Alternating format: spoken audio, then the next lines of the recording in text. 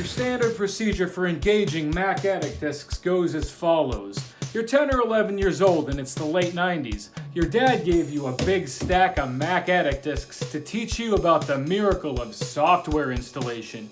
You've gone through them all a dozen times, but you're bored at 7 a.m. on a Saturday morning and no one else in the house is awake, and games are more exciting than TV anyway. You go downstairs and start jamming these discs into the family performer, looking for games you might have skipped over the last several times you checked. Luckily, there are hundreds to choose from and there are lots of strange folders to explore. Chances are that you skipped over something good. Before we get too deep, I should mention that this iMac was the last computer my family bought at the end of the 90s. Over the last several years, I pulled it out during December for a nostalgic twist, but lately I've been using it a bit more. I don't know what all is installed on it since it's been in storage for decades, and most of my Mac Addict exploration was done on the Performa BageMaster, which I mentioned before. This is the computer I used during my angsty teenage years. Fun fact, I once pulled 2 of these off of the curb after a thunderstorm. I let them dry out a couple weeks and they still worked. I've often joked these things are waterproof, and I guess they partially are in my experience. I really liked this sun icon, so grabbed it for the icon pile. I've been talking to my friends a lot lately about Shareware. I've been on a nostalgia tangent and I suppose we'll make that abundantly clear today. I've been digging around on the usual Macintosh Shareware sites looking for old favorites. I came across a game called Cave Dig 2, which I was quick to download. I certainly remembered the original, a simple little game so deep in obscurity that I don't think I've ever had a conversation about it with anyone. Even my sister, who sometimes helped me explore these titles, somehow I don't remember even talking about it with her. But the moment I saw those words, Cave Dig, I was overwhelmed with fond memories. Upon installation, Cave Dig 2 warmed my heart, but I quickly determined that I wanted to play the original, which I remembered. I went looking and found nothing after nothing online. Was it a false memory? No, we're going digging through Mount Mac Addict for Cave Dig. I know you guys love these kind of mysterious stories.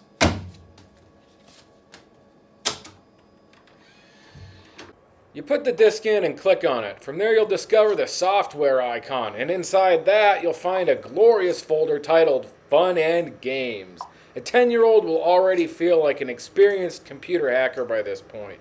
Then you scour the list of installables for something that looks like a good game. Hopefully it will run. Hopefully it won't be something confusing like an expansion pack for a game I didn't own. This bewildered me as a kid. A game called Up Ahead and Left, I hope? Perhaps a maze littered with mysterious beasts. The fact that I couldn't get it installed added to the mystery. I guess I didn't read or understand the description. It's a Marathon Infinity scenario. I didn't know what a scenario was. Hopefully it won't make the computer crash. If it's not obvious, the contents here are what we might call a crapshoot. You are now entering the Wild West of 90s gaming.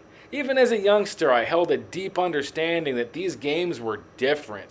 They weren't like Nintendo, not to be sold in stores or rented from Blockbuster Video. These were usually small-time developers, made by goofy people with wild imaginations. I never knew what I was in for, and one good game could make my entire Saturday. I'll be using an external CD drive since this Mac's built-in reader is no longer working. I had to be sure to install the Zone. I remember this one from years back. There were a ton of these floaty space shooters. Seriously, I couldn't keep them all straight. The Zone is a straight-up arcade game, but there were also games like Escape Velocity, which pushed this style to the limit, incorporating things like cargo weight, fuel management, and interplanetary exploration. I didn't really have the patience for that game when I was young, but as an adult it holds my attention a bit better. The Zone is certainly fast-paced and always a good time when you're in the mood for a bit of blasting. I found a game called Mr. Cat's Quest. This game is really similar to Cave Dig, but I couldn't even get past the plunger on the first screen. Alright, we made it to October 98. There's no way Cave Fox isn't what we're looking for. I stand corrected. Cave Fox is a side-scroller with an awesome jumping mechanic, but it's real similar to Cave Dig otherwise. This game is a lot of fun though. Collecting treasure and avoiding various hazards, there's just a coziness to this type of game. The first screen is simple enough. There's only one enemy to avoid and a few grabbables to collect before heading for the exit. The second level may seem hopeless for a moment, but then you remember that you're a fox and can dig through the ground. And then you realize that these objects that look like boulders, balloons. Thankfully, someone's been burying balloons in these caves. You're gonna need them to get where you want to be. The third screen's really simple. Just grab the jewels and dodge the blobs, but the fourth one's got spiders. Retry cave.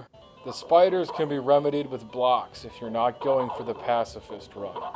This level also has these bizarre rideable creatures, and then a bunch of hidden treasure.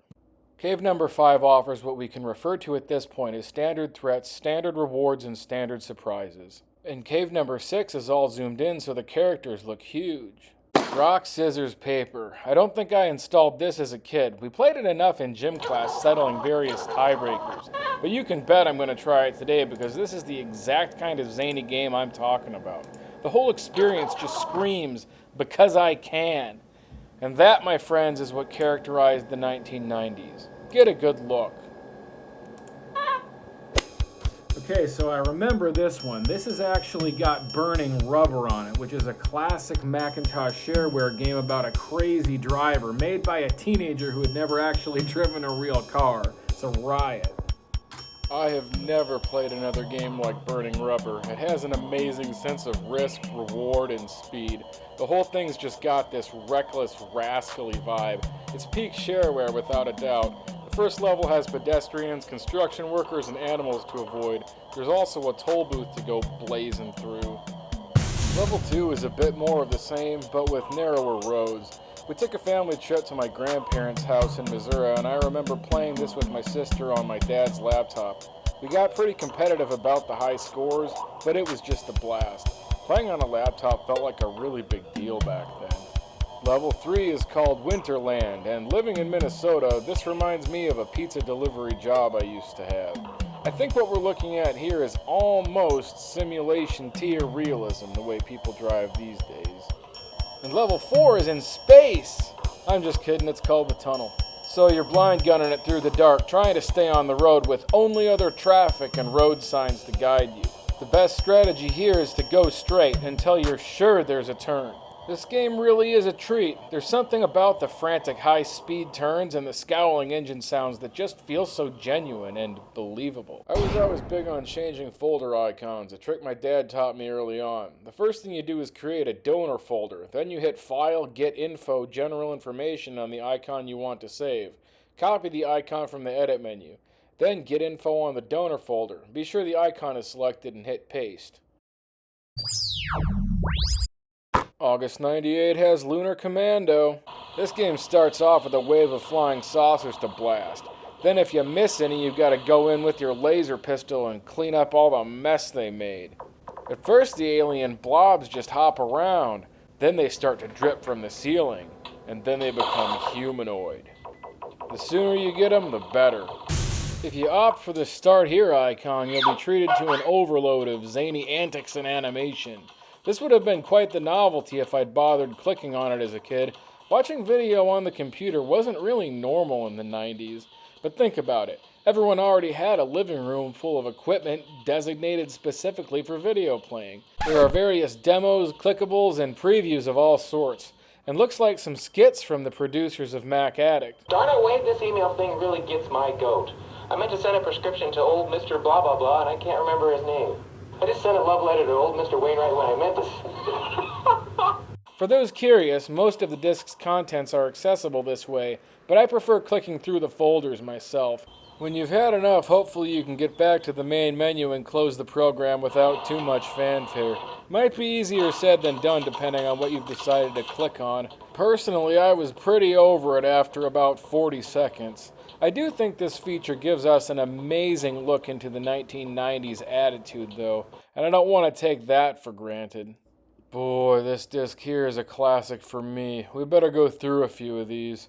Bubble-O-Mania is one of the definitive bubble popping and zapping games for the Macintosh, indicative of a simpler and zanier time. Cobra Gunship is a side-scrolling helicopter game with great sound effects. I remember playing this one with my dad back in the day. It's where this whole installation adventure began. You get all kinds of weapons and bombs, but most aren't available in the unregistered version. I suppose now would be a good time to mention for those unaware that Shareware games were often merely demos, which could be purchased by sending people money through the mail. Then they would send you a registration code to unlock the full game. It's almost hard to imagine nowadays. Freeverse Toys included several standalone apps, such as Sim Stapler. Try to imagine my excitement and confusion as a child. Simply magical in its absurdity. Perhaps it paved the way for other legendary titles in this series. And usually I don't talk about Jared Quire anymore, but I guess I can make it quick. This is Jared Quire.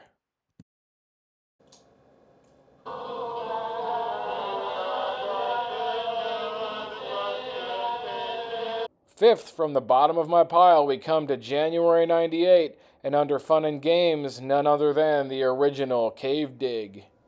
This is it. Cave Dig is an adventure puzzle game that really gets my imagination going. The goal is to reach the door at the end of each screen without getting gotten by the various threats and hazards of the stage. I think this third stage is genuinely suspenseful and iconic. Being chased by this flame while you slowly push the pillar is a truly ominous experience. But the game is pretty much exactly the same as Cave Dig 2 otherwise, except that the fourth screen is different.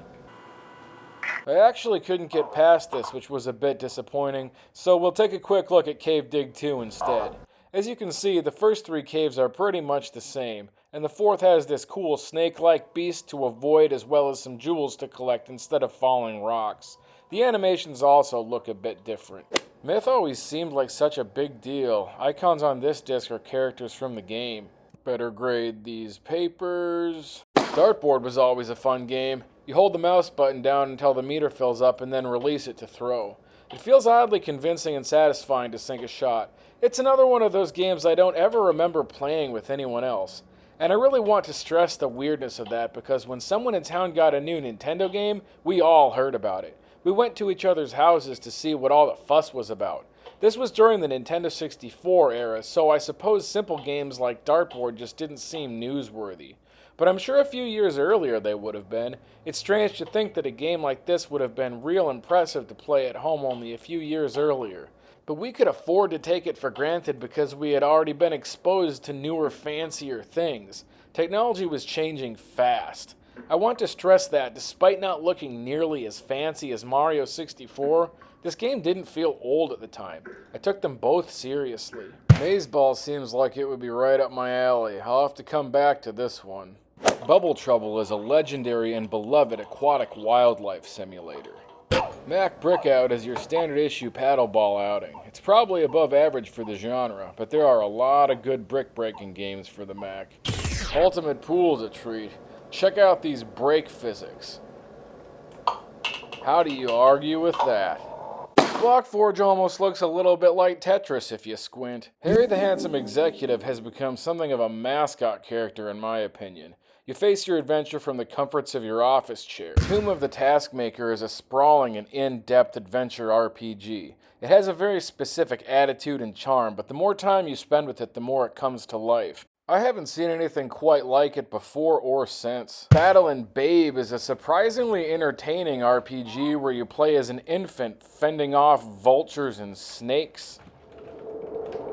Barrack is just incredible. Your paddle can switch between vertical and horizontal, then it shoots out borders to contain the balls into smaller and smaller boxes. Frog Crossing's a road crossing frog game. Meat Gone Bad is one of the greatest games of all time. You play as a precision bottle of mustard fending off hordes of nefarious proteins. Eventually you power up with orbiting turrets for 3 times the squirt power. You've never seen anything like it. It's one of those games that defined a genre and a generation. Snood got real popular, but the first place I remember seeing it was a Mac Addict disc. Mini Racers is a minimalist multiplayer top-down racer where anything goes. It's one of those games where everyone's supposed to huddle around the keyboard. Reminds me a bit of Sprint Racer. Boom is another great classic. This is like a parody of Doom that plays like Bomberman. Mac Addict discs offered a lot more than just games, and I think that's what always kept me guessing. Just look at the sleeves. They're colorful but confusing. Was this stuff for kids? What was I in for? Let's take a quick look at some of the other software. This is called Rainbow Painter. I've actually never seen a program quite like this before. It seems really in-depth and really off the hook. This is Virtual Drummer 4.0, the program I used to make the drums for this video. I never installed this as a kid, but it's actually pretty easy to use. It's certainly seriously old school, but I had a lot of fun making some beats. This program is simply called painting. I love making illustrations with these old programs. There's just something super refreshing about working with pixel limitations and old hardware, but maybe that's a discussion for another day. I suppose this has really only been a bird's eye view of the world of Mac Addict. It's been fun to relive a bunch of these memories.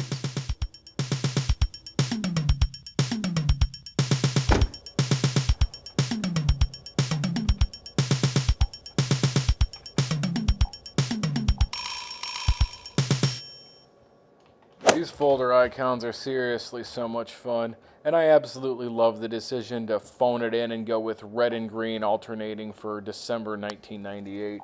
I'd like to keep making fun videos like this when I can. Your subscription helps make that possible. Otherwise, feel free to share your Shareware stories in the comments. I appreciate you being here. Where's that Mac Plus I tripped over?